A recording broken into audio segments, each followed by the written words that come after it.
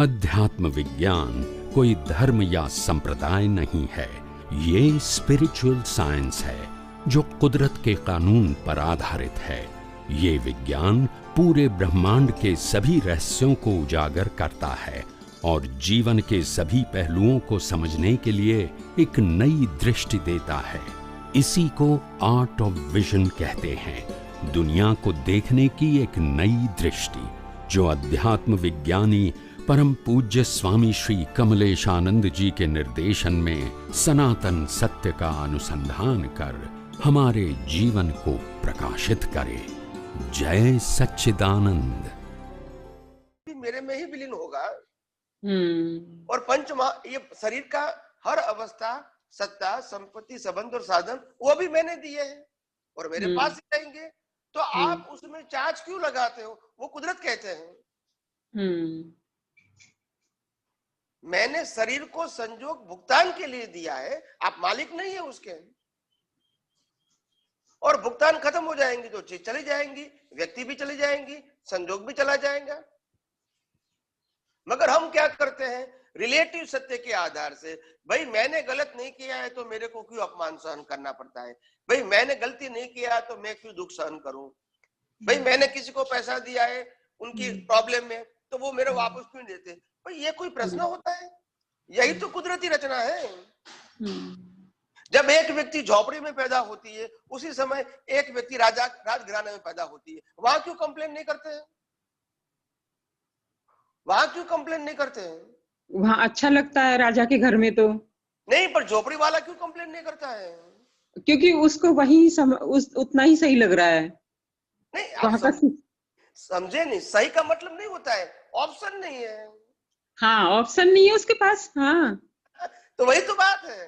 और हम जब ऐसे बिगिनिंग में ऑप्शन नहीं, तो जीवन में भी ऑप्शन नहीं है हमारे पास। सिर्फ बुद्धि से हम टेंशन लेते हैं और कुछ नहीं है। हम अपनी प्रकृति को बदल नहीं सकते हैं और दूसरों की प्रकृति को भी बदल नहीं सकते हैं, मगर टेंशन लेते हैं। मैं बहुत प्रयास करता हूं फिर भी ये कुटेव जाती नहीं है, या तो मैं बहुत प्रयास करता हूं न हस्बैंड चेंज होता है, न बच्चे चेंज होते हैं। भाई क्यों प्रयास करते हो? और अगर प्रयास करते भी प्रकृति है तो उसको उधर कुदरती रचना मानो ने, कर्ता के रूप में क्यों देखते हो? अगर परिवर्तन होगा तो भी व्यवस्थित है, नहीं होगा तो भी कुदरती रचना है। अपने सर पे क्यों ले जाते हो? Now you understand my point? हाँ हाँ स्वामी जी, हाँ। Okay okay. तो विज्ञान को समझना है। हाँ, ये अज्ञान विज्ञान से खत्म होगा और कोई रास्ता ही नहीं है। मैंने कल भी कहा था कि ये विज्ञान उत्कृष्ट और सर्वोत्तम है। उसके आगे दुनिया में, ब्रह्मांड में और कोई साइंस नहीं है, सिर्फ अनुभव करना बाकी है और कुछ करना नहीं है। और यही विज्ञान को बार बार अपनी दृष्टि में फिट करते रहो, संजोगों में उसका उपयोग करते रहो और अपनी प्रकृति से मुक्त रहने का आनंद अनुभव करते रहो। अपने मन वचन काया से मुक्त रहोगे तो निर्विचार दशा प्रकट होगी, निर्विकल्प दशा प्रकट होगी, अभेद दशा प्रकट होगी, समभाव प्रकट होगा। ये सब कुछ अपने आप होगा without any effort, because you utilize the spiritual science. समझ में आया कि नहीं? हाँ, समझ में आया स्वामी जी। स्वामी जी, इंदिरा बहन ने कल आपसे बात करी थी फोन पे। हाँ, कल रात को बात किया था। हाँ, तो उनका ना मुझे फिर से फोन आया था, तो वो मुझसे ऐसे पूछ रही थी कि जो पिछले जो ज्ञान लेने से पहले हमने जो गलत मना किया, कुछ ऐसा उन्हें फील हो रहा होगा, तो उसके लिए क्या किया जाए? वो कैसे खत्म हो, वो कर्म कैसे खत्म हो? उनका ऐसा मैंने कल भी उनको समझाने की कोशिश किया था कि आप अगला या पिछला या वर्तमान में डीप में मत जाओ। जो मन वचन काया की अवस्था है वो कुदरती रचना ही है। अगर हम ज्ञान में नहीं रहे तब भी कुदरती रचना थी, अगर ज्ञान में होते हैं तो भी कुदरती रचना है, अगर ज्ञान का उपयोग करना भूल गए तो भी कुदरती रचना है तो कुदरती रचना। अभी हमको पुरुषार्थ ये करना है कि हे परमात्मा, मेरे अंदर जो भी अज्ञान है, मिथ्या ज्ञान, मिथ्या दर्शन या मोहनीय कर्म के रूप में, उस सभी प्रकार के अज्ञान को मैं सनातन सत्य के विज्ञान से मैं खत्म कर दूं। यही मेरा एक पुरुषार्थ बाकी है। और बाकी जो कुछ भी मेरे कर्म मैंने किए होंगे, जाने या अनजाने में, चाहे ज्ञान लेने से पहले या तो ज्ञान लेने के बाद भी जो भी कर्म किए हैं, उसी का जो भी फल मिलने वाला है, मैं उनको स्वीकार करने के लिए तैयार हूं। मगर मैं अज्ञान को मिटा के ही रहूंगा, क्योंकि अज्ञान ही कर्म बंद करने का, नया कर्म चार्ज करने का इंस्ट्रूमेंट है।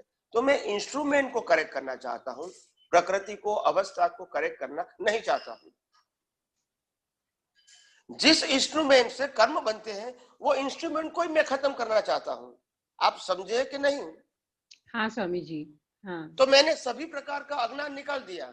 अभी मैंने जो कर्म किया था वो तो राम को भुगतान करना पड़ा, कृष्ण को भी करना पड़ा, महावीर को भी करना पड़ेगा। मगर जब अज्ञान नहीं था तो वो भुगतान नहीं लगा, कुदरती रचना लगा उनको, और उसी अवतार में मोक्ष में गए। तो इंपॉर्टेंट कर्म और कर्म की भुगतान नहीं है, इंपॉर्टेंट है अज्ञान को मिटाना।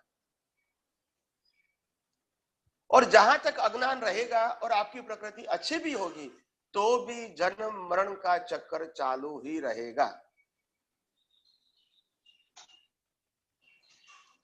समझ में आया? हाँ स्वामी जी।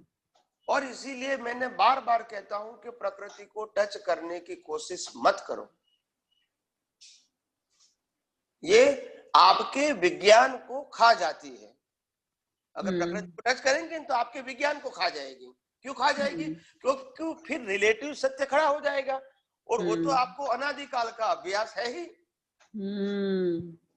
तो जैसे ही आपने देखा कि सास की गलती है, बहू की गलती है, बच्चे की गलती है, हस्बैंड की गलती है, ऐसा देखा कि आपकी बुद्धि और अहंकार तो सपोर्ट करेंगे, आपका विज्ञान तो बाजू में रह जाएगा, और वही आपको दोषित दिखेगा। तो फिर विज्ञान का कोई इंपॉर्टेंट ही नहीं रहा फिर। वही तो ना स्वामी जी, हाँ यही बात है। तो इसीलिए मैं कहता हूं कि रिलेटिव सत्य के अंदर ये अवतार में कभी भी गलती हो गई है, पहले ज्ञान लेने पहले या ज्ञान लेने के बाद, और आज भी गलती हो रही है, इसके अंदर डीप में मत जाओ। सिर्फ अज्ञान को मूल रूप से निकालने के लिए ही आपका फोकस होना चाहिए। समझ में आया? हाँ समझ में आ गया। उनको समझाने की कोशिश करना फिर। हाँ ठीक है, समझ में आ गया स्वामी जी। पर आपकी कृपा दृष्टि के तो हम अधिकारी हैं ही हैं। जरूर, मेरा खूब खूब आशीर्वाद है। आप खूब आगे बढ़ो, खूब प्रगति करो, यही मेरी शुभकामना है। ठीक है स्वामी जी, जय सच्चिदानंद। जय